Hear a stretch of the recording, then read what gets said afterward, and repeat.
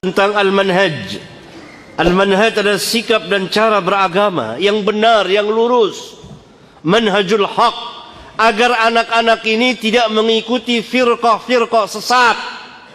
Berapa banyak anak-anak yang condong kepada agama, ya, dia semangat beragama tapi duduk di majelis yang sesat, yang justru membinasakan mereka. Lihat yang mengajarkan tentang jihad sana, jihad sini, tanpa ilmu. Ngebom sana, ngebom sini. Itu anak-anak muda. Tapi sesat mereka dalam beragama. Maka kita ajarkan anak kita manhaj agar mereka di dalam beragama tidak tersesat.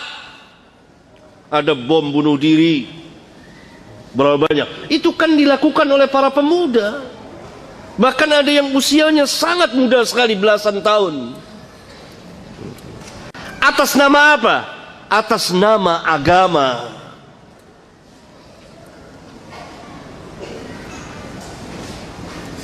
Kenapa?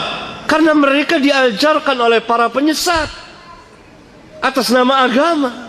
Mereka diajarkan bukan oleh ulama, bukan oleh orang-orang yang berilmu. Hanya mengandalkan semangat, bermodalkan keberanian, tapi tidak berilmu. Akibatnya perbuatan mereka merusak Islam dan kaum muslimin atas nama agama. Bahkan mereka yakin bahwa yang mereka kerjakan ini benar. Mereka nggak seperti kejadian di negeri kita, di Pakistan, di daerah Timur Tengah. Dari ajaran-ajaran sesat ini, atas nama Islam, atas nama jihad, atas nama memerangi orang-orang kafirin. Mereka bukan ulama, mereka bukan ahli ilmu, dan mereka membuat-buat majelis. Nah, agar anak-anak kita tidak mengikuti ajaran-ajaran sesat ini, kita perlu mengajarkan manhaj.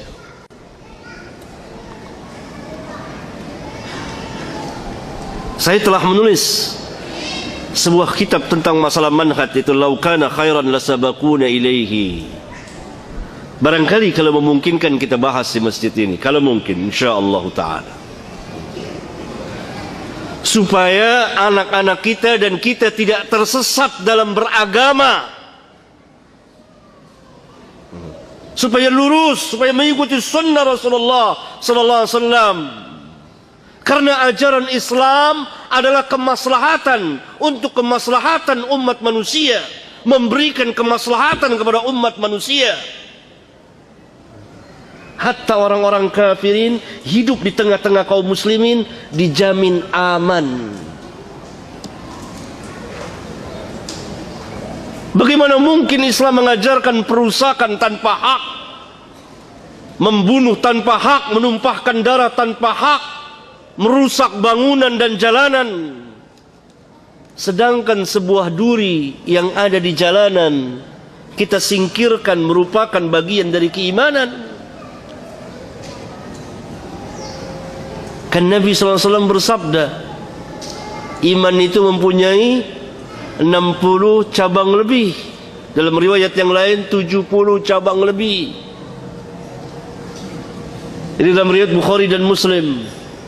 Dalam salah satu riwayat Imam Muslim, yang tertinggi kalimat La ilaha illallah, yang paling rendah imatatul adza anit tariq, menghilangkan gangguan dari jalan, berupa duri, paku, jalan.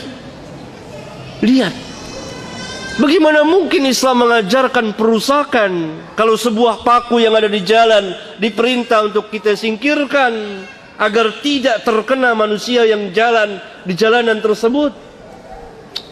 Luar biasa ajaran Islam. Dan agar lurus ini kita belajar manhaj.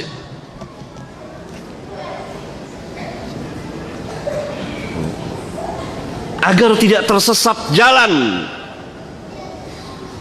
Karena ketika terjadi kebangkitan kembali kepada agama, berbagai manusia kembali kepada agama, akhirnya sebagiannya tersesat di dalam memahami, kemudian mengamalkan, kemudian mendakwakan agama.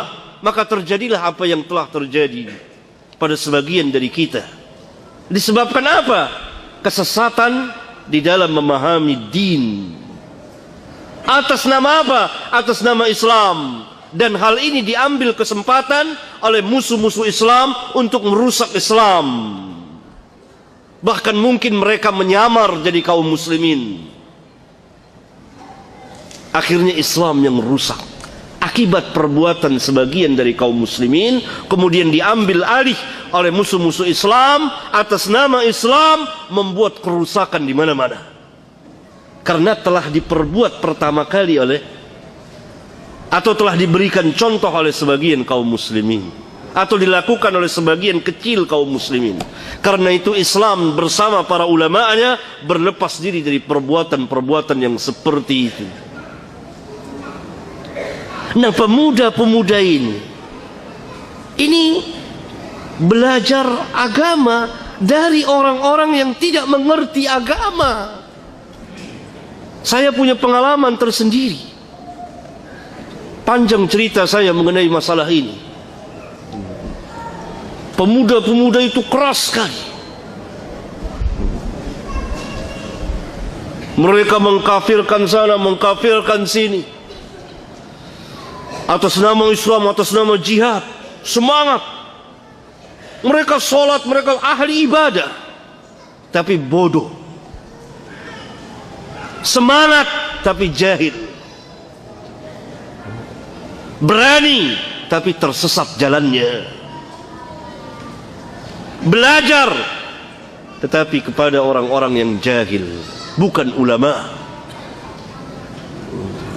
Mereka membaca ayat-ayat Al-Quran dari awal sampai akhir, tapi ayat-ayat itu tidak sampai melewati tenggorokan mereka, hanya sampai mulut saja. Mereka pahami sendiri.